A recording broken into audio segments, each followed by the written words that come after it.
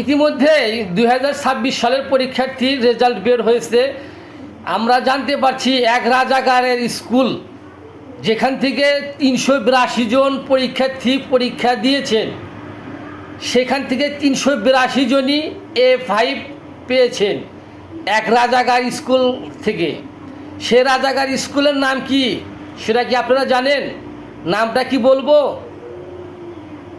নাসিমা কাদের মোল্লা high school.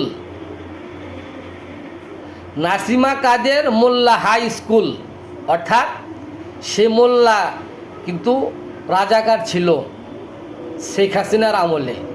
সেই স্কুলের থেকে বাংলাদেশে সর্বোচ্চ স্থান এই স্কুল থেকে রাজাকাররা পাশ করেছেন। 382 জনের মধ্যে 382 জনই A5 পেয়ে পাশ করেছেন। মাশাআল্লাহ।